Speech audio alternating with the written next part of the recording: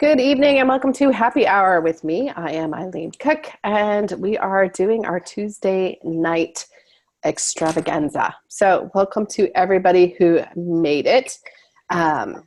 We are going to do a blue pencil today, and we are actually going to do Leanne's blue pencil. So wave to us, Leanne. Do you want to turn on your mic and tell everybody a little bit about what the story's about? Okay, so Hopagog Hill is a middle grade fantasy adventure about an 11-year-old boy who finds that there are Welsh fairies living in his elementary school. And he kind of accidentally discovers them, and they basically recruit him to help solve a problem that they've got with a local witch who's being a bit of a bully. So they kind of recruit him to solve this problem for them, but they actually have a hidden agenda. There's some other things that have been going on, and Cam and his friends, in the process of helping this little tribe of Welsh fairies, end up getting sucked into a whole plot in which their school becomes in jeopardy and sort of the fate of the Western world kind of thing, and they have to save the day. Or as we like to say, and then mayhem happens. Right? Exactly, yeah. Hits the fan, whatever. That's the way it goes. Yeah. Okay, so what I am going to do, if it's all right with you, Leanne, is put your pages up on the screen so other people can see them as we go along. Okay, great. So let's watch Eileen and try and do. Stay on box, or should I mute myself while you're talking? You can do whatever you like. Oh, I will leave it open to you. Okay. We will do that. So let's see if I can get this to... I think you can now see my screen according to my technology. Yes. So I'm going to divide and conquer with you, Leanne, because I'm going to talk about your piece. And I'm also going to cycle back and talk a little bit about what I spoke about at this morning's happy hour, which was openings. Okay. And the reason that I'm interested in openings is I know a lot of people have been working on their nano project, and so they're coming to an end. Possibly if you're like Tony, you're ready to pull your hair out. Others might be going really well, and you're trying to figure out all those kinds of things, and you're starting to think about the revision process. And I'm a big believer that it's at the end of a project where we also often figure out the beginning. But let's just start with actually Leanne's opening line, which is, what could possibly go wrong on the way to the bathroom? So I really like this as an opening line for a middle grade for a couple of reasons. First, because middle grade kids cannot get enough of the bathroom or bathroom humor or anything to do with it, and they are instantly thinking of all the things that could go wrong in a bathroom because that is what they are like, particularly middle grade boys. It also raises a question. So for the reader, it becomes that thing of what would go wrong on your way to the bathroom, and is going to necessarily sort of pull people in. Also important, again, kind of getting back to what we talked to about this morning, is in this one sentence, and we're just talking about sentence number one, we're first introduced to Cam. This is in the protagonist's point of view. This is his line. So we are getting a little hint of character. So, and again, I've had the opportunity to read a little bit more, so I am a little bit cheating, but we're getting a sense that Cam is that little bit sarcastic. He's a little bit flip. He's a little bit got that kind of sass to him, and that shows up in this line. There's a little bit of humor, which again is going to continue to show up in the piece, so that I think is really useful to have. And it just gives us that tone. So there's a lot that's getting packed into one line. So first off, kudos for that. So then what we have is, and Leanne has also submitted pages to the three of us, so Crystal, Donna, and I. So one of the things that we're going to talk about is one thing where there's different perspectives. So the very next thing that happens is you do what's called breaking the fourth wall, which is the protagonist is talking to the reader. So the protagonist says, I know what you're thinking. And of course, the reader being the you. I would be too if this whole thing hadn't happened, if Thursday just turned out to be lame instead of the most messed up Thursday ever. Breaking the fourth wall is a very sort of common thing. You will see it from here and there. It's not like Leanne thought of this, but it's not something you see all the time. And some people bump on it. So some people, it bothers them because it throws them out. It's sort of like you're spying on a conversation and then the person turns around and is like, I know what you're thinking. And you're like, I didn't know you were paying attention to me. So it's, for some people, it can throw them out of the story. For me, I quite like it. And we might have people chime in as they sort of, in the chat window, if they sort of like being addressed as a reader. It's certainly something, Leanne, you could take out if you wanted. What it did make me wonder about, and what you'll see when I commented on your sort of longer set of pages, is this a document that Cam is writing for other people? So for example, is this something where Cam is writing sort of like a survivor's guide for other kids who might be dealing with fairies, or who is the you that he is necessarily thinking that he's addressing? So that's just something kind of put in the back of your hat and think about it. So basically what happens is Cam's going to take a bathroom break. So he's gotten a few minutes. So he has to kind of go and get back. So he's going to make that dash over there. I'm peeking in the chat window. Oh, yeah, Kristen, thank you for that. So that is actually helpful. I was curious if other people liked that fourth wall. So then what happens is there's this bunch of art supplies in the center of the hallway, and he sort of long jumps through that, and then he hears this sound. So he's wondering what it is, and he's, kind of looking at that. I did make a note here because he's at East Beach Elementary. And this is a thing where I'm just interjecting because I come from my American background. I think of elementary school at stopping at grade 6. So I was just trying to figure out, because then we have middle school, or sometimes it's called junior high. It depends kind of where you grow up. And then later there's talk about people. So it was just that thing about how old is Cam? And some of that may depend on where you're sort of sending the book out and where you're querying to, whether or not that is something that you want to think about. So he's hearing this sort of thump, thump, thump, thump. It's coming from the janitor's closet. And he has this thing where he's wondering, like, what if the janitor, Miss Carol's been in there locked in there all night, or maybe there's a first grade kid. He's doing the pee dance. I'm going to cycle back to that later. So I just want to flag it at this moment. So he's trying to figure out what he's going to do. So he actually makes a decision to see if someone is there. So one of the things I just want to highlight there is we use the term save the cat. Have you heard that term before, Leanne?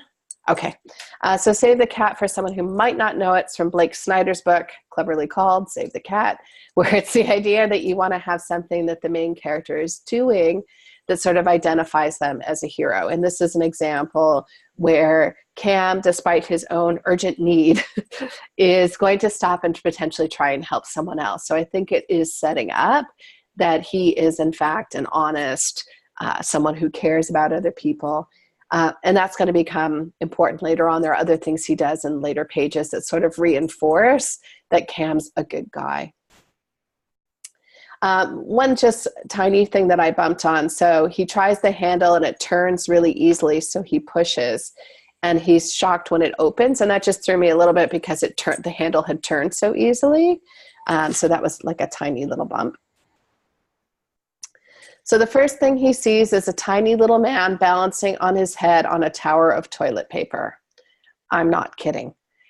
So right off the bat, we have sort of this kind of odd little image. I really like that you broke the I'm not kidding out into its own separate line. That works really well for me.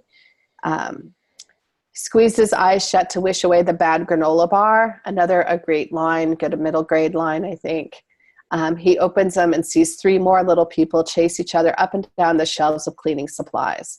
The 4th one, sitting on a big floor polisher gizmo, had half a sprinkle of donuts stuffed in his mouth. So a couple of things I want to sort of bring up there. One is I might just give a little hint of how big these little people are. Like, are they like a foot tall? Are they like 2 inches tall? Just something to give me a little bit of a reference to their size, I think would just help me picture that a little bit. but I wanted to flag the choice of words where you talk about a big floor polisher gizmo. And the reason that I like that is, one, I never know what that damn thing is called either. So I might call it a gizmo, but it's definitely a word that I think a kid would use. And again, in terms of grounding us in a middle grade feel, the choice of the word gizmo, I think, works really well. So then he has basically these fairies start acting up. He's trying to get out of there. They use the term puffed, which again, I thought was just a fun word choice, again, for middle grade. So it's the idea that the fairy sort of basically, disappears and then puffs into like another sort of space. And I thought that that worked really well. Cam's concerned he's going crazy. And he has a particular fairy on his shoulder who's wearing a miniature green and white Sonics jersey. Again, just a nice, very specific detail, which I think worked really well. So he's like, okay, what are a bunch of gnomes doing in the janitor room? And they're sort of offended by being called gnomes. That's disgusting. They let him know, they clarify that for him. And I'm not even going to try and pronounce this Welsh because I'm not crazy and have not had enough wine. But they indicate that basically that they are Welsh fairies. What I like is that Cam doesn't know what that is. So he's like, Tellawa. So he's trying to understand what's going on there. And then the character actually tells him how to pronounce it. Tell with Teg. And then there's also one of my favorite lines, said Merklin, speaking slowly and clearly, like you do when you're convincing your dog to drop your lucky socks because you're late and you've got a basketball game after school. One, I just loved that line. Two, again, very middle grade, funny, like the tone is staying really consistent here. So obviously with magical things happen, you can go really dark. And this is not an example of dark. This is an example of quite funny. And he's sort of appalled, like fairy. Fairies are the kinds of things that have glitter, those kinds of things. And Merklin clarifies and says Welsh fairy. And actually the correct term is boobach. Boo something. So he kind of clarifies the term. One of the questions that I had is, I don't know, and this is partly because I don't have kids, would kids know what Welsh is? Would they know that that's the term for Wales, or would they be like, what? And I'm just going to interject slightly here. One of Leanne's questions, which we will cycle back to at the end, is she's gotten some feedback from agents around wanting to know what makes Welsh fairies different than, say, our typical Disney fairy or from a Tinkerbell or that kind of thing. And this might be a place where you can put some of that in. So Welsh, like what? Welsh from Wales, like, what do they teach you in a school like this? Merklin's like going to throw his hands up. We're different than the other, like this would be a small place. And you don't want to have like, and now a story about the difference between Welsh fairies and other fairies. But you could have a couple of lines that are just starting to set up the differences. The other place is actually scrolling just back up slightly when he says, basically, are you goblins or gnomes? Sorry. Like that might just be a place where it might be like there's no such thing as a gnome in the boobach or that kind of thing. If there's a difference, or like, maybe where you're from, gnomes and fairies are pretty much one and the same thing. But I can assure you, where we are, gnomes are, like if there are gnomes in Welsh mythology, like are they completely a separate and very different thing, as a chance to set that up. So poor Cam can't quite believe he's talking to fairies. And he's like, okay, like we basically need your help. And he says, what are you doing here? We're waiting for you, says Merklin. So now he's convinced he's going crazy. And they're basically going to say, we need your help. They're here, Will the fat one, which again, I like, a look of terror and a sprinkled donut face. What exactly is here? And I wouldn't mind just a beat of emotion here. So that would make me a little nervous. And again, the tone is overall light, so I don't want him to suddenly be terrified. But if someone was clearly scared and saying, they're here, I would have a moment of like, whoa, what's here? Like this is already kind of bad enough in his opinion. So what else is going to be here that's going to be worse? And he says, the trolls, they're on a rampage. And that is the end of our first 5 pages. So I have seen more, so I can, Kristen's making a face.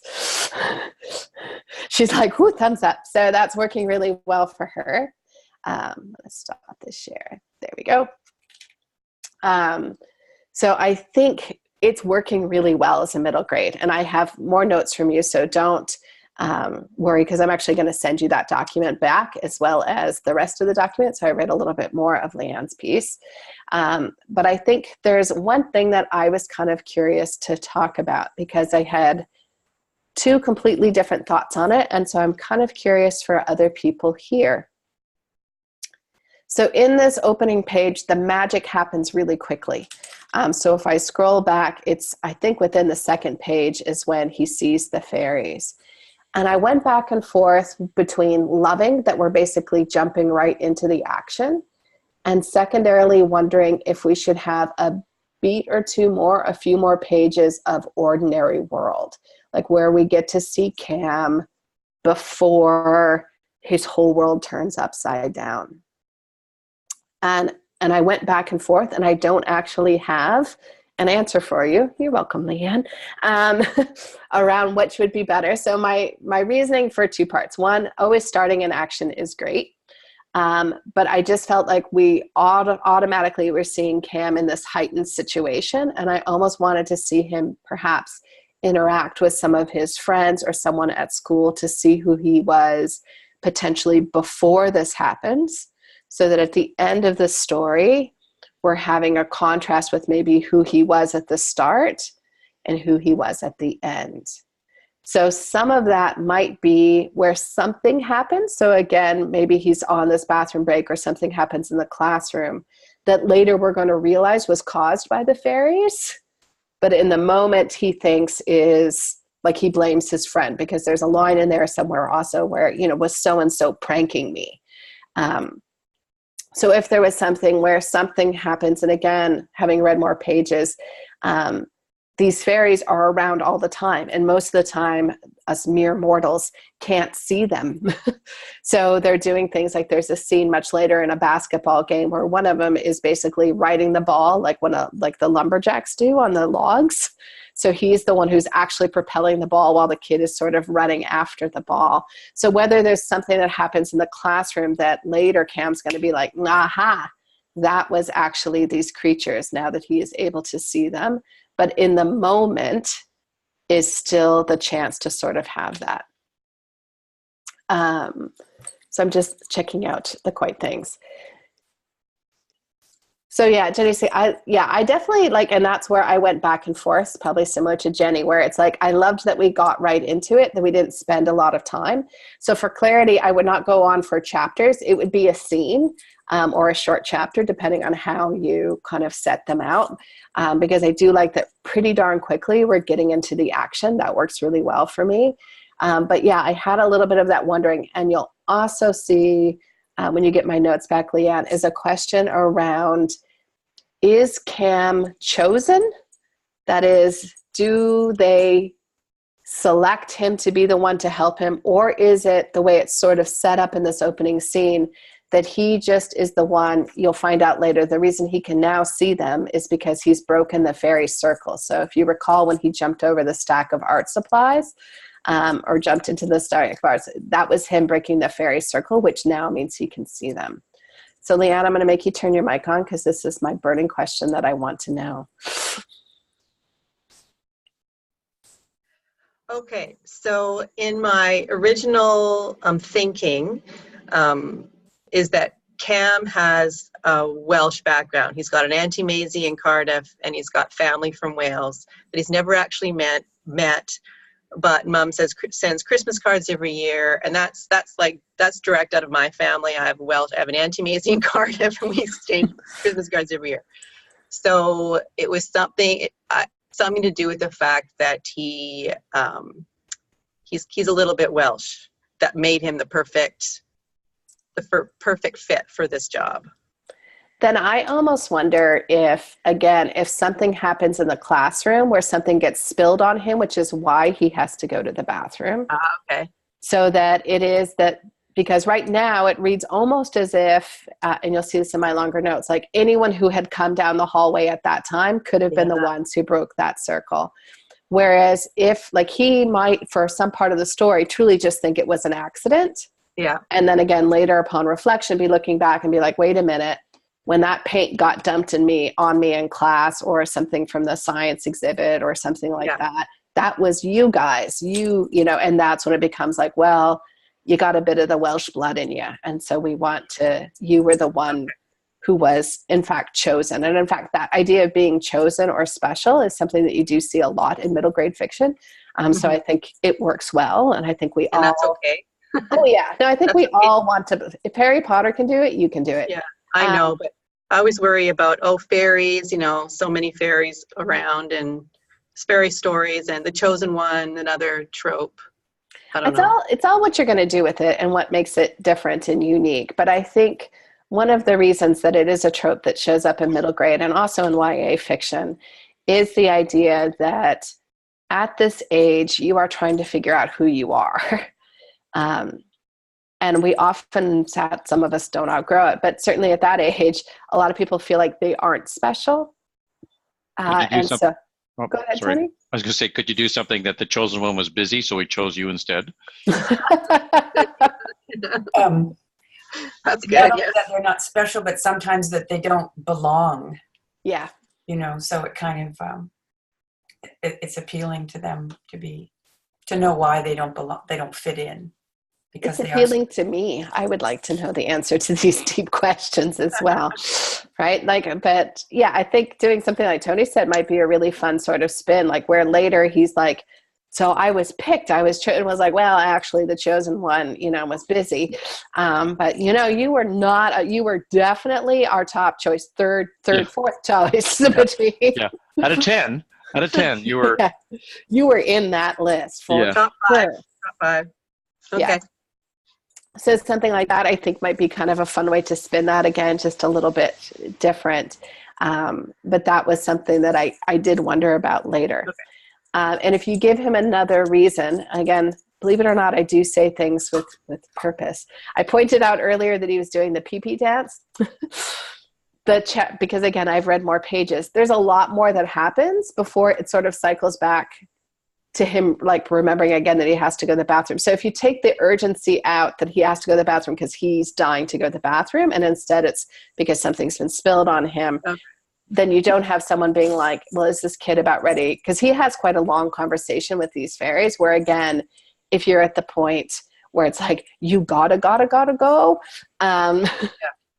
it seems to me like he almost forgot that. There is a line, like, so it doesn't disappear entirely, but a little bit of that. Okay. Good one. One thing I want to highlight, because I think it's really a good comment that Kirsten made in the sidebar, is she talked a little bit about the groundwork. So the teacher has told him to make it very quick, 3 minutes there and back. Just kind of sets up like, and again, maybe this is the teacher in her who is wondering that, but like if someone has been given that directive, is it because they cannot be trusted? No, I have students this age right now, and kids who don't like the work or are bored or restless, well, number one choice is to go to the bathroom. And sometimes they'll ask me like 2 times, 3 times in an hour. And you're like, okay, to get to the point where, okay, it's a good break. And I'm in a portable, so this is not some easy thing. They actually have to like go outside, get wet, come back. So it's like this grand thing. And so there are kids, I say that you go there, you come back, don't stop anywhere. Yeah. You better be going to the bathroom. Yeah. Well, I have to say, I don't think Cam is the kind of kid who's trying to get out of stuff so much, but it's more like kids that age are just so easily distracted. So like, it was just like there and back, dude. Like just, you know, that was where that was coming from. Yeah. So I think, you know, that's the kind of thing, again, where if there's a little bit of a scene possibly in the classroom before he makes that bathroom break. Okay. then we might get a better sense of like, who is Cam before all of this happens. Okay. And I have not read that much. I've read, I think it's 25 pages in total, right? So I'm not that far into the story yet. I can definitely say that Cam, he strikes me that he's probably not unpopular, but I didn't certainly sense that he was popular. Like, he's someone who's on the basketball team, and generally, kids who are on the team and in sports tend to be at least in that kind of middle of the pack kind of thing. He's very honest. Like, there's a scene at the basketball game where it's very important to him, despite the fact the fairies are sort of helping him get the winning basket. He doesn't feel good about that. Because for him, that's cheating. And again, I think that is a nod without having an after-school moment where we see that Cam is an honest and straightforward kid, which for me, I think works really well to set him up for that. Okay. What did you think about his age? Does he read?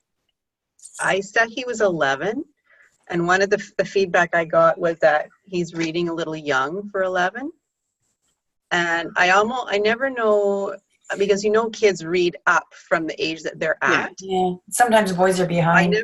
I never know kind of what to do with something like Or Tony just sits in the corner. The boys are just behind. I read a lot when I Some boys are reluctant readers, not all of them. But some. I didn't. I'm actually interested to hear Kirsten weigh on this because she's spending her time with kids. Perhaps 11 is a little. I'm just trying to think. My kids too are right at this age. Maybe more like 10, or a young 11, because he could. Depending upon the way the year goes, he may be at the end of his grouping, right? So, because that thing there's a huge difference between a grade 5 student and a grade 6 student, and it's more they pick up on cues and they start being all like, well, I'm supposed to be cool, and they start stopping to play the games they like to play and stuff. When you're 10, you don't have that self-consciousness, and you still just you're in that, and you don't really worry about it. And then when you move into that 11, you have some kids that are and some kids that aren't. But that could be interesting too, in that if he's the kind of kid who is, he's not the popular kid, he's going to be one of those kids who may be hanging on, thankfully, to his childhood instead of deciding he's going to be like the cool kids or whatever. Yeah. And that could set up some conflict for you as well.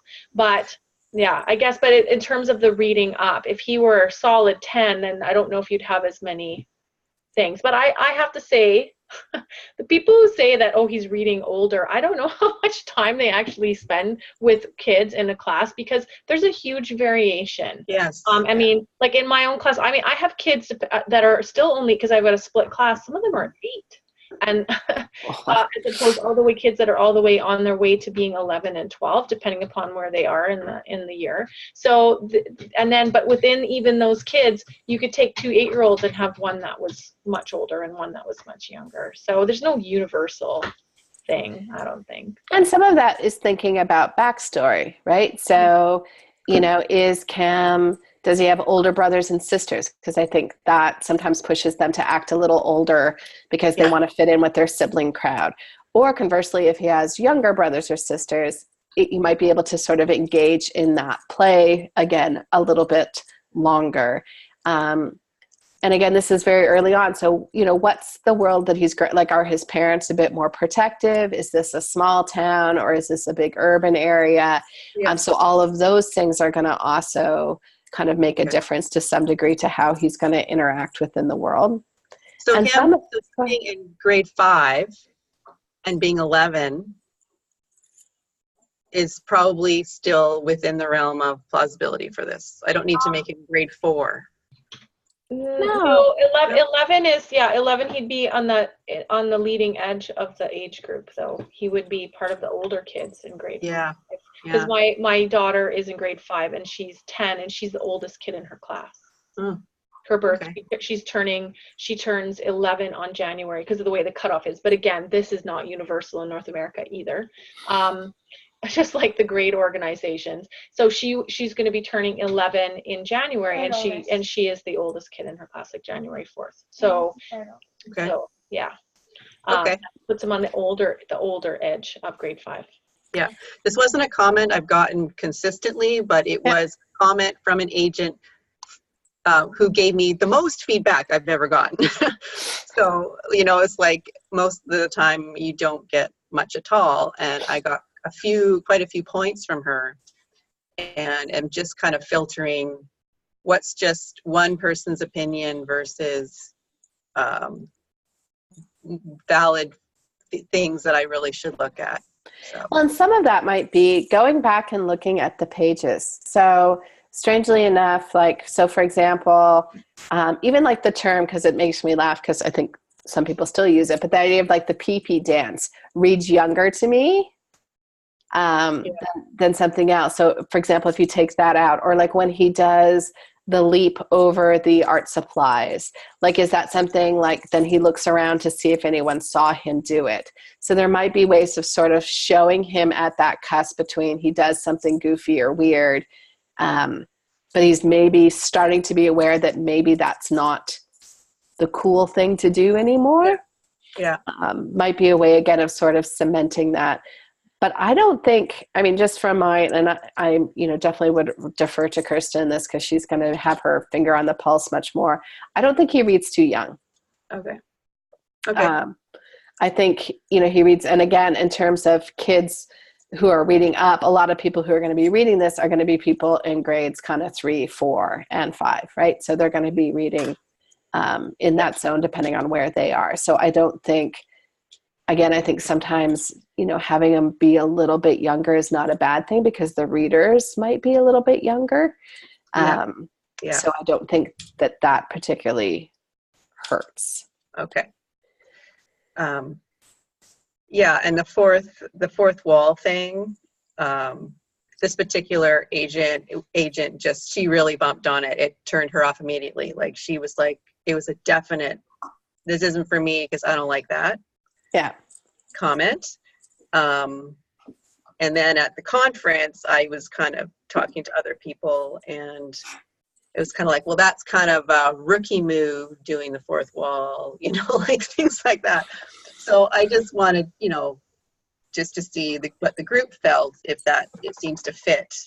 I think it fits with his voice, but I don't know. Yeah.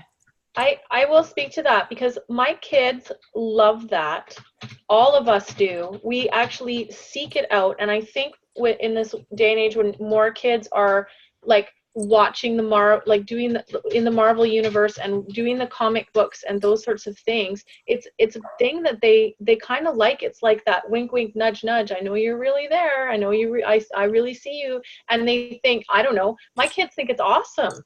And so we are always looking for ways when the fourth wall is being broken.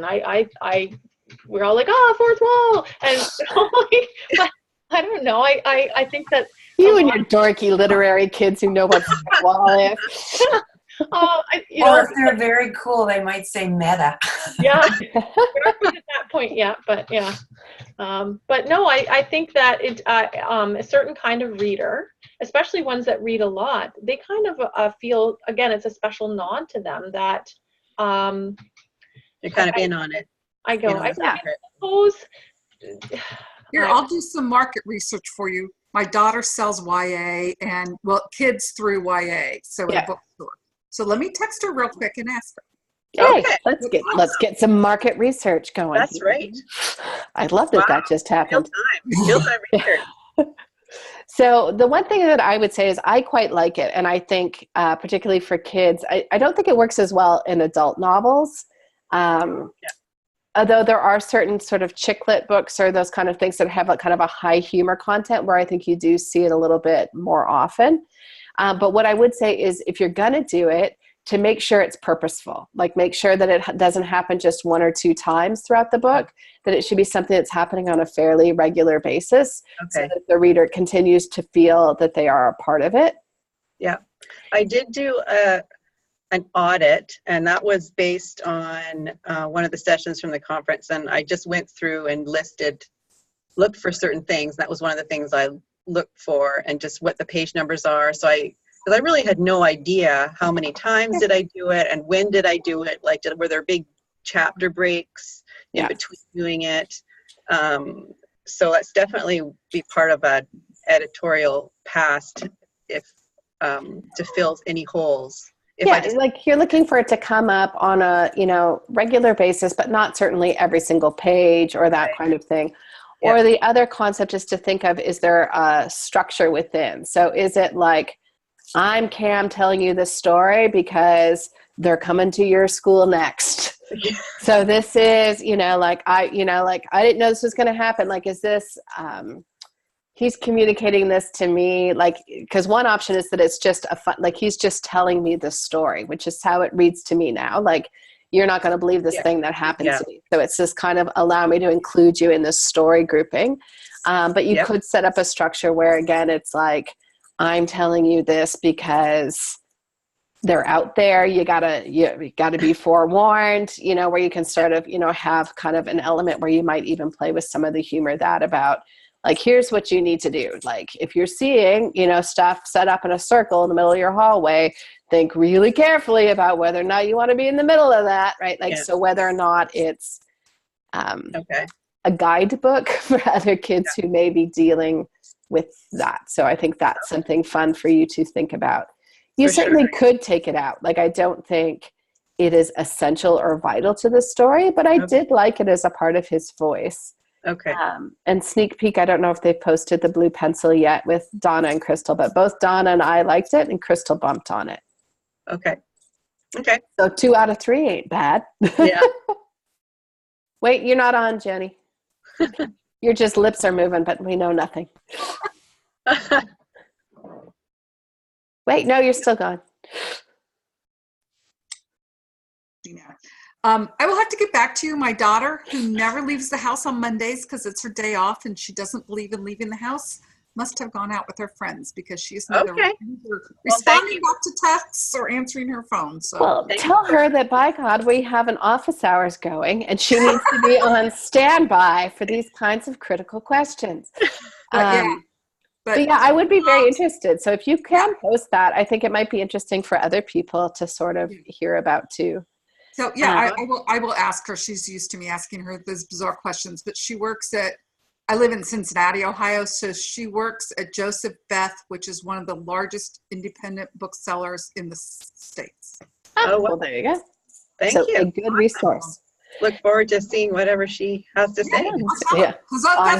That's actually her favorite, like, book to read. Middle grade? That age group. I mean, that's where she's at. Hey. She never reads anything more than YA.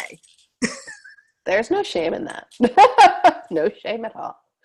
So the only other thing that I'm going to leave you with to think about, Leanne, and you don't have to answer it in this office hours, but is thinking about, like, you've made a very distinct choice to make them Welsh fairies. And I think you've gotten a lot of interest or nods because it's very specific, right? So when we talk about, and you mentioned like, oh, lots of people are writing fairy books. And in fact, my middle grade book is called The Fourth Grade Fairy, and they're fairies, partly fairy godmothers, is their sort of background, is what makes Welsh fairies different. And what about that is different? And, some of it I do like you're sprinkling in terminology. So things that they call things Welsh terms, I think that's going to add to the flavor and the feel of the book. But thinking about, like, what is the mythology around them? And is there something that might be different or unique about Welsh fairies versus our overall concept of Disney fairies? Well, and also interesting to a 11-year-old boy. Yeah. Like attitude or rituals or. Well, I have to say it's not, there is a whole Welsh and Cambrian mythology and cycles of tales and whatever, closely related to Irish. Like you can say, the equivalent of a booback and English is a brownie. Like there are all these like equivalencies. But to say that Welsh fairies are dramatically different, it's not the case. Well, no, and I wouldn't expect them to be hugely different. Like they are carnivores, or they are cannibals. Like that would be quite unexpected and probably of interest to junior high, middle grade boys, but a whole different thing. But just sort of giving us the idea of what they might be like, or even a term like, like you're a fairy, like, well, our Irish cousins would be called brownies, or something like that, where it's that kind of thing. Or you could make up a completely arbitrary distinction between Welsh fairies and Irish fairies. Just something random. I'm thinking like their ears are a quarter of an inch longer or shorter or something that nobody cares about except them. The way that that people's do. Yes. Distinctions between themselves and their closest neighbors. I guess one of the biggest things is how they think of themselves. I was really trying to use that as best I could. That they know that they're different, and they would never like say that they're English or Irish or Scottish or anything like that. Like, it's really important to them. So that was big. Like, I wonder about even just thinking about in terms of and this is where my ignorance on Welsh history is going to pop up, but like I'm guessing soccer is the big sport in Wales, but I don't actually. Rugby. Yeah. So maybe instead of a Sonics jersey, he's wearing like whatever the Welsh rugby team would be, if there's a big one. Where it's that thing where, again, I think about, like, there's certain people you meet and it's like you have no confusion that they're Irish because they go out of their way to sort of, you know what I mean? Like, I can see them. And that's also, I think, particularly sometimes common for someone who has possibly immigrated, which is what these fairies have done. So they came over and have started a new life in this new home. Like, if there's certain things, like, and again, not that you have to pack all of this into these 5 pages just to take the pressure off, but if like maybe instead of eating a donut, he's eating whatever they eat in Wales. Welsh cakes. Okay. Something like that, again, where you're just sort of reinforcing those kinds of things where it's like, oh, that's different. And again, I do think even just when they say we're Welsh, the first thing I thought of is, I don't know. And I think, Kristen, you shook your head on this. Like, I don't know if kids would know that Welsh was Wales. Yeah. Yeah. Yeah, I don't think so. And, it's not like Italian. We have a lot of English families where I teach, and so they would, because they're from England. But I would say my typical Canadians wouldn't have a clue. Yeah.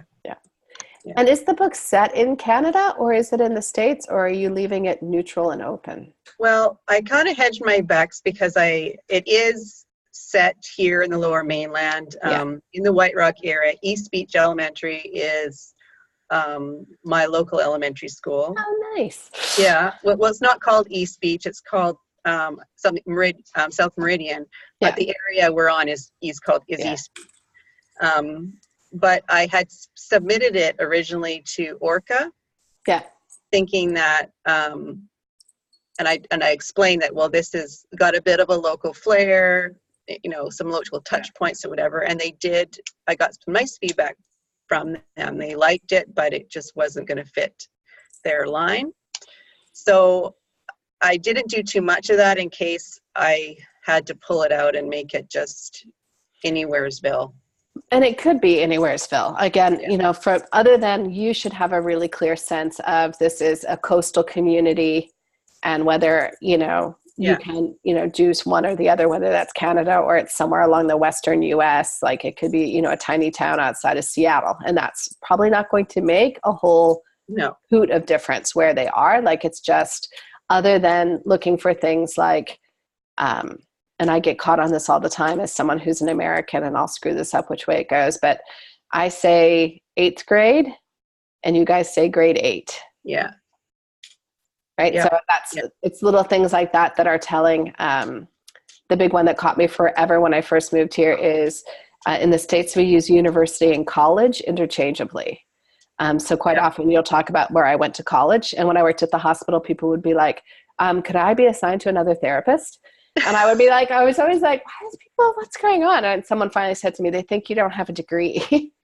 They think you just did a 2-year program. And I'm like, I've got a master's, by God. But we never, I never would say university. I would always say I went to college, and I went to college at Michigan State University, but for whatever reason, we just used the term college. So there are certain things like that If you're submitting to a US publisher, you might have someone who's American just take a quick boo through to see if there's any kind of terms that someone might bump on or not possibly know. I don't think there'll be many, but there might be one or two sprinkled here or there. Yeah. On the Welsh thing, and I'm not that grade 4 kind of expert, but just I remember the first time that I really stumbled upon Welsh isn't really like part of the English mainland, and it's also got its own language, was in a Susan Brockman novel. So as an adult, pretty old adult. Like when you see on Facebook, when did you learn that? I was today days old. Like that kind of thing. Like, how old were you when you learned this kind of thing? Like I was today days. I mean, I would say that book came out in the last 10 years, whichever one of those, troubleshooter novels. But for me, it was, well, I can't actually say, but when I was in grade 8 in home economics, one of the very simple recipes that we were taught to make was Welsh rarebit. Mm-hmm. And I tripped on the rarebit because I thought it was a rabbit for years and I was grossed out. I know. And the fact that it was Welsh just went completely over my head. Like I didn't know what's just a word.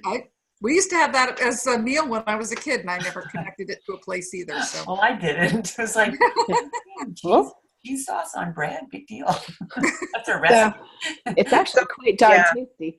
But I think having just that it was Welsh went right over my head. I had just didn't even register that it was a nation. My point was that I think you're okay because that's how you learn things.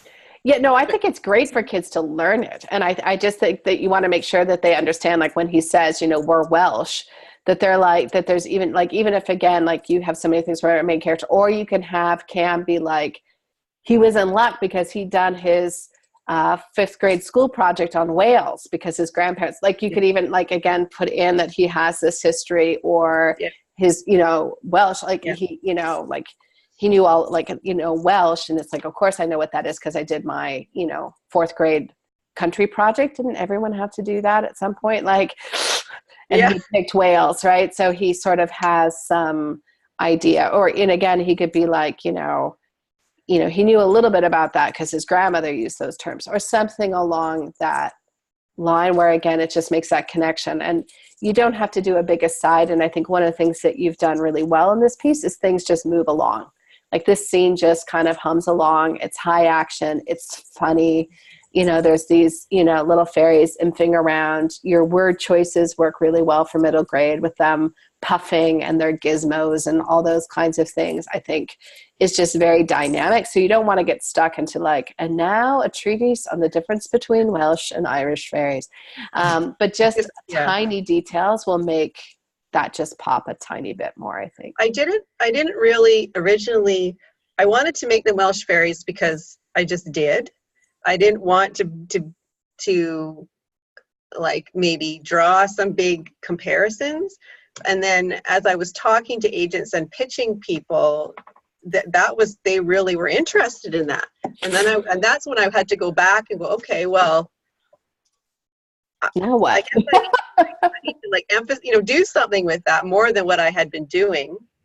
And then worried about like the Welsh language is brutal, right? It's really hard to read. It's hard to pronounce. So I didn't want to get the Welsh never met a consonant they didn't like if they could add in 5 more consonants. I know. Put another one in there. Yeah, you don't want to open that can of worms too. Yeah.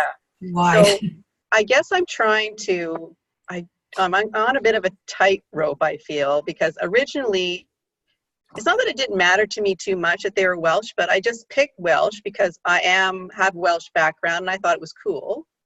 And it wasn't Irish and it wasn't Scottish or English fairies. But then that seemed to be a point of interest for other people. I think it's just intriguing. And I think we all like to kind of get a hint into something else. But I don't think you have to have a ton to have it pop and work for you. And I think it's just, a line or two here or there or that kind of thing where I don't know if gnomes are a thing in Welsh culture, but it might just be like you're thinking of Irish gnomes. A Welsh gnome stinks, right? Like, and even if they don't, you can make that up because you're Welsh. You can make up your own little history if you like. But just something where there's a line or something, so it feels that sort of specific and unique, I think would make it fun. Or, you know, wearing a rugby jersey, or choosing, you know, like, you know, maybe someone, you know, slaps the guy eating the donut in the back, like, stop eating those, you know, like, you should be eating this other thing, or that kind of idea where there's just a little bit of a nod to that, I think would just make that fun. Now I want donuts. Yeah. I teach at 6:30, so I have this thing where I'm starving because I'm going to cram my dinner in between the 6 and 6:30 time. Horton's just 2 blocks from here. Uh-oh. Someone else is going to end up a donut. I've got lots of good ideas, guys, so I really appreciate it. Thank you. I think it's an adorable start, and I will send you either tonight or tomorrow the rest of it, so I will send you all of it all together so you have it all in one tidy place. Awesome. Thank you. And we have a couple minutes. Does anyone have questions on anything else? Eileen, I actually wanted to just set up some consulting time with you. We can do that. So I will do that when I'll turn off the recording at the end, and we'll make sure that we do some time for that.